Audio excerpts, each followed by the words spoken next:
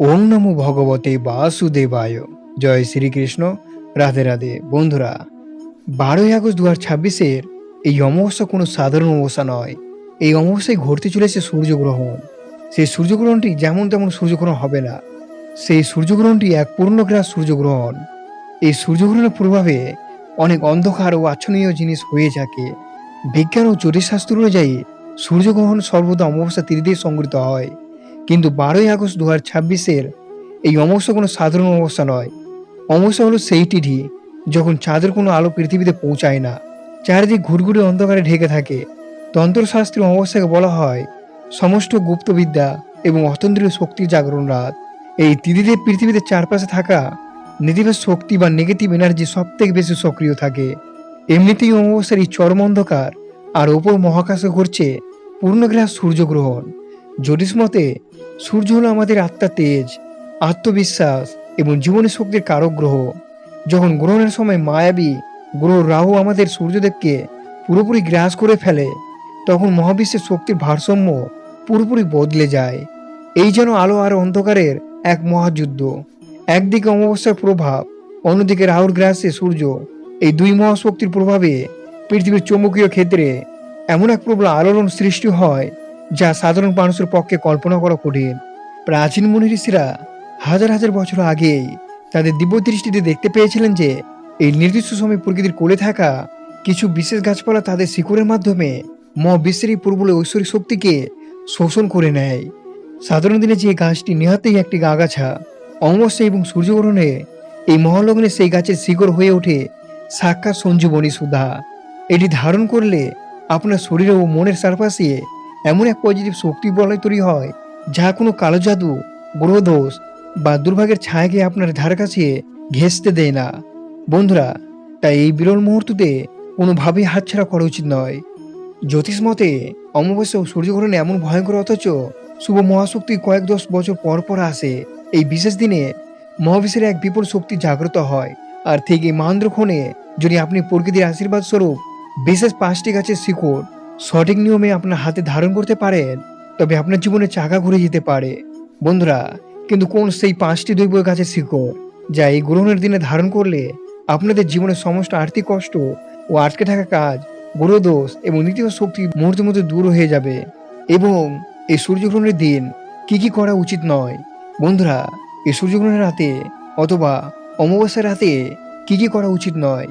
এই দিন বাড়িতে সূর্যগ্রহণের কোনো সমস্যা না হয় তার জন্য কি কি করা উচিত, অর্থাৎ গর্ভবতী মহিলাদের কি কি করা উচিত নয়? ভক্ত বন্ধুরা, আজকের ভিডিওটি খুবই গুরুত্বপূর্ণ হতে চলেছে। আপনারা শুরু থেকে শেষ পর্যন্ত ভক্তি সহকারে শ্রবণ করিবেন। 12ই আগস্ট 2026 ক্যালেন্ডার পাটা এটি সাধারণ কোনো দিন নয়। একদিকে মহাশক্তিশালী অমাবস্যা, আর ঠিক তার সাথেই ঘটতে চলেছে এক বিরল পূর্ণগ্রাস সূর্যগ্রহণ। শাস্ত্র এবং জ্যোতিষ মতে অমাবস্যা ও সূর্যগ্রহণ এমন ভয়ঙ্কর অথচ শুভ মহাশক্তির যোগ কয়েক বছর পর পর আসে।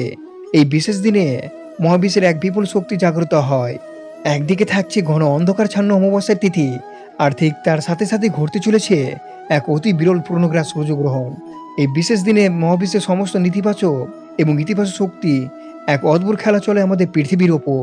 কিন্তু চিন্তার কোনো কারণ নেই, কারণ প্রাচীন মুনি ঋষি এবং আয়ুর্বেদ শাস্ত্রে বলা হয়েছে এই অমাবস্যা ও গ্রহণের মহেন্দ্রক্ষণে যদি প্রকৃতির কোলে লুকিয়ে থাকা বিশেষ 5টি দৈব গাছের শিকড় সঠিক নিয়মে সংগ্রহ করে হাতে ধারণ করা যায়, তবে আপনার জীবনের যে কোনো বড় থেকে বড় সমস্যা মুহূর্তের মধ্যে কেটে যেতে বাধ্য।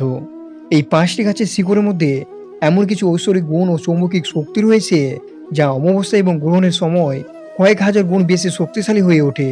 এটি ধারণ করলে আপনার বন্ধ ভাগ্য খুলে যাবে, আটকে থাকা ধন সম্পত্তি ফিরে আসবে, শনি বা রাহুর মতো গ্রহের কুপ্রভাব চিরতরে দূর হবে এবং আপনি এক পজিটিভ শক্তির বলয়ের সারা জীবন সুরক্ষিত থাকবেন। কিন্তু আপনাদের মনে নিশ্চয়ই প্রশ্ন জাগছে, কোন সেই 5টি আলোকিক গাছের শিকড়, সেগুলি কোথা থেকে পাবেন? আর সবচেয়ে বড় কথা, কোন বিশেষ নিয়মে সেগুলি শোধন করলে তবে হাতে ধারণ করতে হবে? গাছের শিকড়ে অলৌকিক ক্ষমতার কথা বলার আগে আপনাদের একটি অত্যন্ত গুপ্ত এবং প্রাচীন নিয়মের কথা জানতেই হবে, কারণ সঠিক নিয়মে না জানলে এই শিকড়গুলো সাধারণ কাঠের টুকরো ছাড়া আর কিছুই নয়। আগামী 12ই আগস্ট 2026 যখন সূর্যগ্রহণের ছায়া পৃথিবীকে স্পর্শ করবে, ঠিক সেই সময়টি হলো এই শিকড় তোলার শ্রেষ্ঠ মুহূর্ত। শিকড় তোলার আগে স্নান করে শুদ্ধ বস্ত্র পরিধান করবেন। এরপর গাছটির সামনে গিয়ে পূর্ব বা উত্তর দিকে মুখ করে দাঁড়াবেন। মনে মনে আপনার ইষ্টদেবতা বা ঈশ্বরকে স্মরণ করে বলবেন, হে বৃক্ষরাজ, আমি আমার জীবনে অমুক সমস্যা দূর করার জন্য, অথবা এখানে আপনার সমস্যার কথা বলবেন, আপনি আমার সহায় হন। এরপরে এক নিঃশ্বাসে কোনো লোহার অস্ত্র ব্যবহার না করে শিকড়টি তুলে আনবেন। তোলার পর কাঁচা দুধ এবং গঙ্গা জল দিয়ে শিকড়টি শুদ্ধ করে নিতে হবে এবং খাতা কলম নিয়ে বসে পড়ুন। কারণ এবার আমি একে একে সেই ৫টি মহাশক্তিশালী গাছের নাম বলতে চলেছি। নাম্বার ১, শ্বেত আকন্দ। প্রথম যে গাছটির কথা বলবো সেটি হলো শ্বেত আকন্দ বা সাদা আকন্দ। সাধারণ আকন্দ নয়, যে গাছে সাদা ফুল ফোটে। জ্যোতিষশাস্ত্রে শ্বেত আকন্দকে সরাসরি ভগবান সূর্যদেব এবং মহাদেবের প্রতীক মানা হয়। আপনার জীবনে যদি এমন পরিস্থিতি চলে যে মাসের শুরুতে টাকা আসছে কিন্তু মাঝপথে সব শেষ হয়ে যাচ্ছে, ঋণের জালে জড়িয়ে পড়ছেন, তবে এই গ্রহণের দিন শ্বেত আকন্দের শিকড় তুলে আনুন। এটি লাল শালু কাপড় মুড়িয়ে অথবা লাল সুতো দিয়ে বেঁধে আপনার ডান হাতে বা গলায় ধারণ করুন, অথবা আপনার ক্যাশ ব্যাগসে রেখে দিন। শাস্ত্র বলেছে এটি চুম্বকের মতো চারিদিক থেকে অর্থকে আপনার দিকে আকর্ষণ করবে। নাম্বার ২, আপাং গাছ। আমাদের তালিকায় দ্বিতীয় গাছটি হলো অপাং। বর্তমান যুগে আমাদের মিত্রের চেয়ে শত্রুর সংখ্যা বেশি। কর্মক্ষেত্রে সহকর্মীদের রাজনীতি হোক কিংবা প্রতিবেশী বা আত্মীয়দের হিংসা, যদি মনে হয় কেউ আপনার ক্ষতি করার চেষ্টা করছে, তবে অপাং গাছের শিকড় আপনার ব্রহ্মাস্ত্র হতে পারে। তন্ত্রশাস্ত্রে অপাং গাছকে বশীকরণ এবং শত্রু দমনের কাজ ব্যবহার করা হয়। সূর্যগ্রহণের মহাতিথিতে এই শিকড় ধারণ করলে আপনার ভিতরে এমন এক অদ্ভুত তেজ তৈরি হবে, যার সামনে আপনার বড় থেকে বড় শত্রুও মাথা নত করতে বাধ্য হবে। আপনার বিরুদ্ধে চলা কোনো মামলা মকদ্দমা থাকলে সেখানেও আপনি জয়ী হবেন। নাম্বার ৩, লজ্জাপতি গাছ। তৃতীয় গাছটি হলো আমাদের অতি পরিচিত লজ্জাপতি। আপনারা তো জানেন, লজ্জাপতি গাছ শুধু স্পর্শে গুটিয়ে যায় না, এটি আপনার চারপাশের সমস্ত নেতিবাচক শক্তিকেও গুটিয়ে ধ্বংস করে দিতে পারে। আপনার পরিবারে কি অকারণে অশান্তি হচ্ছে, ছোট বাচ্চা বা আপনার নিজের উপর কি কারো নজর লেগেছে, মনে হচ্ছে কেউ কোনো কালো জাদু বা টোটকা করেছে, তাহলে ১২ই আগস্টের এই অমাবস্যায় লজ্জাপতির গাছের শিকড় তুলে কালো সুতোয় ধারণ করুন।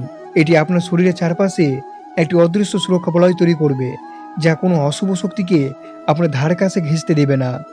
নাম্বার ৪, সাদা ধুতুরা। চতুর্থী হলো দেবাদিদেব মহাদেবের সবচেয়ে প্রিয় সাদা ধুতুরা। আমরা অনেকেই জানি না যে আমাদের জীবনে অনেক সমস্যার মূল কারণ হলো আমাদের জন্মছকে থাকা গ্রহ দোষ। কালসর্প দোষ, মাঙ্গলিক দোষ বা রাহুকেতুর দশা চললে মানুষের জীবন ছারখার হয়ে যায়। জ্যোতিষীদের কাছে গেলে হাজার হাজার টাকা খরচ হয় রত্ন বা পাথর কিনতে। কিন্তু আপনারা কি জানেন, একটি সাদা ধুতুরা শিকড় মহামূল্যবান রত্নের চেয়েও বেশি শক্তিশালী। এই গ্রহণের দিন সাদা ধুতুরা শিকড় নীল বা সাদা সুতোয় ধারণ করলে মহাদেবের আশীর্বাদে আপনার সমস্ত গ্রহদোষ নিমিষে শান্ত হয়ে যাবে, দুর্ভাগ্য সৌভাগ্যে পরিণত হবে। নাম্বার ৫, অনন্তমূল। আর সবশেষে পঞ্চম সেই শিকড়টির কথা বলবো, তা হলো অনন্তমূল। নাম শুনে বুঝতে পারছেন এর শক্তির কোনো অন্ত নেই। আপনি যদি কোনো সরকারি চাকরির প্রস্তুতি নিচ্ছেন, নতুন ব্যবসা শুরু করতে চাইছেন, বা প্রেমের সম্পর্কে বাধা আসছে, অর্থাৎ জীবনে যে কোনো ক্ষেত্রে বারবার চেষ্টা করেও শুধু ব্যর্থতাই জুটছে, তবে অনন্ত মূলের শিকড় আপনার জীবনে এক অলৌকিক আশীর্বাদ। এই বিশেষ দিনে অনন্ত মূলের শিকড় ধারণ করলে আপনার মস্তিষ্কের কর্মক্ষমতা বৃদ্ধি পায়, সঠিক সিদ্ধান্ত নেওয়ার ক্ষমতা বাড়ে এবং আপনার সমস্যা আটকে থাকা কাজ বিদ্যুতের গতিতে এগোতে শুরু করে। শ্রোতা বন্ধুরা, ১২ই আগস্ট ২০২৬ এই দুর্বল সুযোগ হাতছাড়া করবেন না। সম্পূর্ণ বিশ্বাস এবং ভক্তির সাথে এই শিকড়গুলো ধারণ করবেন আর নিজের চোখে পরিবর্তন লক্ষ্য করুন। মনে রাখবেন, পুরুষরা ডান হাতে এবং নারীরা বাম হাতে দিয়ে ধারণ করবেন। বন্ধুরা, সময় কি রয়েছে? সূর্যগ্রহণ হলো একটি সম্পূর্ণ প্রাকৃতিক এবং মহাজাগতিক ঘটনা। সৌরজগতের নিয়ম অনুযায়ী চাঁদ পৃথিবীর চারদিকে ঘোরে এবং পৃথিবী সূর্যের চারদিকে ঘোরে। কক্ষপথে ঘুরতে ঘুরতে যখন চাঁদ ঠিক পৃথিবী এবং সূর্যের মাঝখানে এক সরলরেখায় চলে আসে, তখন সূর্যের আলো পৃথিবীতে পৌঁছাতে বাধা পায় এবং চাঁদের ছায়া সরাসরি পৃথিবীর উপর পড়ে। এর ফলে পৃথিবীর ওই নির্দিষ্ট অংশ থেকে সূর্যকে সাময়িকভাবে আর দেখা যায় না। চাঁদ যখন সূর্যকে সম্পূর্ণভাবে ঢেকে দেয়, তখন তাকে পূর্ণগ্রাস সূর্যগ্রহণ বলা হয়। আগামী ১২ই আগস্ট ২০২৬ তারিখে ঠিক এই মহাজাগতিক ঘটনা ঘটতে চলেছে। ১২ই আগস্ট ২০২৬ সূর্যগ্রহণের সময়সূচি রয়েছে ভারতের সময় অনুযায়ী শুরু হবে রাত আনুমানিক ৯টা ১৩ মিনিটে এবং সর্বোচ্চ গ্রহণ বা পূর্ণগ্রাস থাকবে রাত আনুমানিক ১১টা ১৫ মিনিটে এবং গ্রহণ সমাপ্তি হবে ১৩ই আগস্ট রাত আনুমানিক ১টা ১৬ মিনিটে।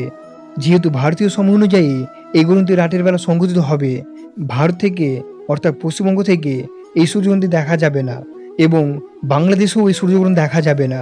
এই বিরল পূর্ণগ্রাস সূর্যগ্রহণটি মূলত আর্কটিকা মহাসাগর, গ্রিনল্যান্ড, আইসল্যান্ড, আটলান্টিক মহাসাগর এবং স্পেনের কিছু অংশ থেকে পরিষ্কারভাবে দৃশ্যমান হবে। বন্ধুরা, এই সূর্যগ্রহণের দিন কি করা উচিত নয়? জ্যোতিষ এবং শাস্ত্র পরিষ্কারভাবে বলেছে 12ই আগস্ট 2026 এই পূর্ণগ্রাস সূর্যগ্রহণ এবং অমাবস্যার ভয়ঙ্কর সময়ে এমন কিছু কাজ রয়েছে যা ভুলেও করা উচিত নয়। যদি এই নিয়মগুলো না মানেন তবে শিকড় ধারণ করা তো দূরের কথা, আপনার জীবনে এমন ঘোর অমঙ্গল নেমে আসবে যা আপনি কল্পনাও করতে পারবেন না। তাই নিজের এবং নিজের পরিবারের সুরক্ষার জন্য গ্রহণ এই 5টি কাজ ভুলেও করবেন না। খুব মনোযোগ দিয়ে শ্রবণ করবেন। প্রথমত কাজ, খাদ্য বা জল গ্রহণ থেকে বিরত থাকা। গ্রহণের সময় প্রকৃতিতে ক্ষতিকর অতিবেগুনের রশ্মি এবং নেতিবাচক শক্তির প্রভাব সবচেয়ে বেশি থাকে। শাস্ত্র মতে এই সময় রান্নাবান্না করা বা কোনো খাবার খাওয়া একেবারে উচিত নয়। গ্রহণের সময় খাবারে বিষাক্ত প্রভাব পড়তে পারে, তাই গ্রহণ শুরু হওয়ার আগেই খাবারে তুলসী পাতা দিয়ে রাখবেন এবং গ্রহণ চলাকালীন কিছু খাবেন না। দ্বিতীয় কাজ, ধারালো অস্ত্রের ব্যবহার সম্পূর্ণ নিষেধ। গ্রহণের সময় কোনোভাবেই বটি, ছুরি, কাঁচি বা সুতোর মতো ধারালো জিনিস ব্যবহার করবেন না। এমনকি এই সময় নখ বা চুল কাটাও মহাপাপ বলে গণ্য করা হয়। শাস্ত্রে বলা আছে এই সময় ধারালো জিনিসের ব্যবহার আপনার জীবনে রাহু ও কেতুর কুপ্রভাব ডেকে আনে, যা পরিবারের চরম অশান্তি এবং বিপদের কারণ হতে পারে। তৃতীয় কাজ, ঘুম বা বিশ্রাম থেকে বিরত থাকা। অনেকে রাতের বেলা গ্রহণ বলে ঘুমিয়ে পড়েন, কিন্তু মনে রাখবেন গ্রহণের এই কয়েক ঘটনা কোনোভাবেই ঘুমানো উচিত নয়। এই সময় নেগেটিভ এনার্জি বা অশুভ শক্তি আমাদের শরীরের ওপর খুব সহজে ভর করতে পারে। অসুস্থ বা বয়স্করা ছাড়া বাকিদের এই সময় জেগে থাকে নিজের ইষ্ট দেবতার নাম বা মন্ত্র জপ করা উচিত। এতে আপনার চারপাশে একটি শক্তিশালী রক্ষা কবচ তৈরি হবে। চতুর্থ কাজ, দেবমূর্তি বা ঠাকুর ঘরে স্পর্শ না করা। আপনারা হয়তো খেয়াল করেছেন গ্রহণের সময় সমস্ত বড় বড় মন্দিরের দরজা বন্ধ করে দেওয়া হয়, কারণ এই সময় দেবতারাও অশুভ শক্তির প্রভাবে কষ্ট পান। তাই গ্রহণের সময় বাড়ির ঠাকুর ঘর বন্ধ রাখবেন এবং কোনো দেবমূর্তি স্পর্শ করবেন না। গ্রহণ শেষ হলে গঙ্গাজল ছিটিয়ে সব শুদ্ধ করার পরেই পুজো করবেন। পঞ্চম কাজ, খালি চোখে আকাশের দিকে দেখবেন না। এটি শুধু শাস্ত্র নয়, বিজ্ঞানও বারবার সতর্ক করে। যদিও আমাদের এখান থেকে গ্রহণ দেখা যাবে না, তবুও গ্রহণের ওই দৃষ্টি সময়ে আকাশের দিকে তাকানো বা বাড়ির বাইরে বেরোনো এড়িয়ে চলুন। গ্রহণের সময়কার ক্ষতিকর রশ্মি চোখে মারাত্মক ক্ষতি করতে পারে এবং শারীরিক ও মানসিক দুর্বলতা ডেকে আনতে পারে। আপনাদের অসংখ্য ধন্যবাদ এই ভিডিওটি ভক্তি সহকারে শ্রবণ করার জন্য। আপনারা ভালো থাকবেন, সুস্থ থাকবেন। ধন্যবাদ। জয় শ্রীকৃষ্ণ। রাধে রাধে।